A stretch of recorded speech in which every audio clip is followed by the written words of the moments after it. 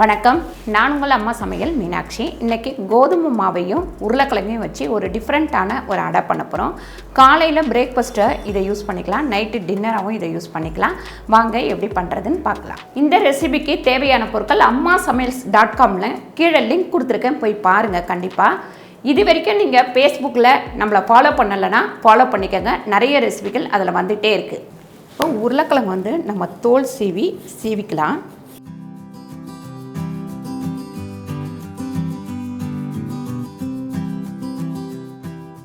பாருங்கள், இந்த உருளைக்கிழங்கை கழுவி இந்த பிளேட்டில் வச்சுக்கலாம்.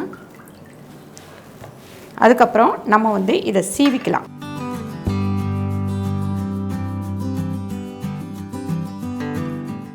இப்போ இந்த சீவன உருளைக்கிழங்கை இதில் போட்டுக்கலாம்.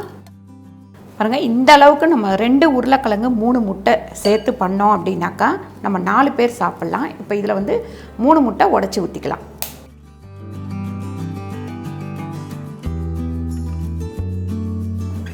மஞ்சத்தூள் ஒரு 1/4 டீஸ்பூன், பேக்கிங் சோடா ஒரு 1/4 டீஸ்பூன், 1/2 ஸ்பூன் மிளகுத்தூள்,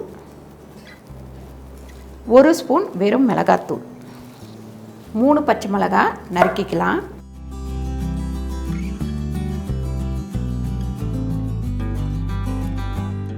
இப்போ நம்ம கொத்தமல்லி கட் பண்ணிக்கலாம்.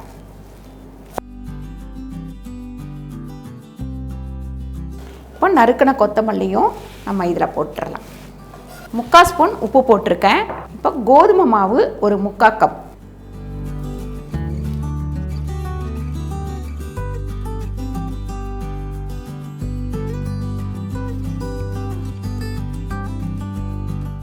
ஒரு 1/4 கப் அளவு தண்ணி விட்டுக்கலாம்.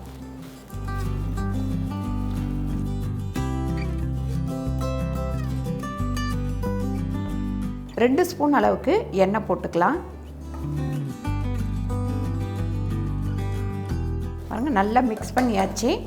இப்போ நம்ம தோசைக்கல்லோ இல்லை திக்கான ஒரு பாத்திரம் இருந்ததுன்னா கூட நீங்கள் வச்சுக்கலாம்.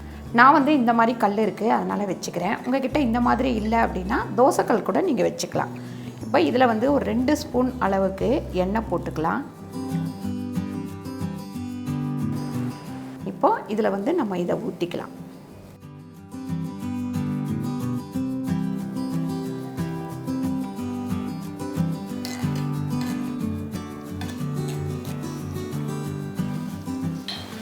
அந்த மூடி வச்சு மூடி ஒரு 5 நிமிஷம் ஹையில் இருக்கட்டும். அதுக்கப்புறம் நம்ம சிம்மில் வச்சிடலாம். பாருங்கள், இப்படி வெந்ததுக்கப்புறம் நல்லா நம்ம சிம்மில் வச்சிடணும். இது எடுக்கும் போது பார்த்திங்கன்னா நம்ம 2 கரண்டி வச்சு எடுக்கணும். இந்த மாதிரி 2 கரண்டி வச்சு எடுத்துக்கோங்க. அப்படியே நம்ம இதை திருப்பி போட்டுடலாம். நல்லா சிம்லையே கொஞ்சம் வேகணும். 2 பக்கமும் சூப்பராக வெந்துச்சு. இப்போ இதை 2 கரண்டி விட்டு இந்த மாதிரி எடுத்து ஒரு பிளேட்டில் அழகாக இந்த மாதிரி வச்சுருங்க. இதை நீங்கள் சின்ன சின்ன அடை மாதிரி கூட ஊற்றிக்கலாம், இல்லை இந்த மாதிரி பெருசாக ஊற்றிட்டு இந்த மாதிரி கட் பண்ணிக்கலாம்.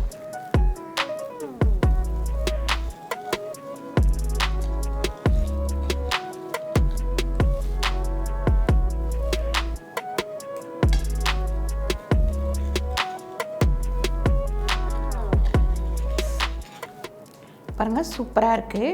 ரொம்ப சாஃப்டாகவும் இருக்கும். ஒரே ஒரு பீஸ் ஒருத்தர் சாப்பிட்டாலே போதும். இந்த அளவுக்கு செஞ்சிங்கன்னா நீங்கள் 4 பேர் சாப்பிட்லாம். இதை விட அதிகமாக வேணும் அப்படின்னா நம்ம அதிகமாகவும் செஞ்சுக்கலாம். இப்போ இந்த மாதிரி ஊற்ற முடியல, நான் தோசைக்கல்லையே ஊற்றிக்கிறேன் அடை மாதிரி அப்படின்னாலும் ஊற்றி எடுத்துக்கலாம். பாருங்கள், அருமையான ஒரு அடை ரெடி ஆயிடுச்சு. கண்டிப்பாக இதை நீங்கள் ட்ரை பண்ணி பாருங்கள். குழந்தைங்களுக்கும் சரி, பெரியவங்களுக்கும் சரி, இது ரொம்ப பிடிக்கும். டிஃப்ரெண்ட்டான ஒரு டேஸ்ட்டு கூட இருக்கும். இந்த வீடியோ உங்களுக்கு பிடிச்சிருந்தால் லைக் பண்ணுங்கள், ஷேர் பண்ணுங்கள், சப்ஸ்கிரைப் பண்ணுங்கள், ஃபேஸ்புக்கில் ஷேர் பண்ணுங்கள், மறக்காமல் கமெண்ட் பண்ணுங்கள். நன்றி, வணக்கம்.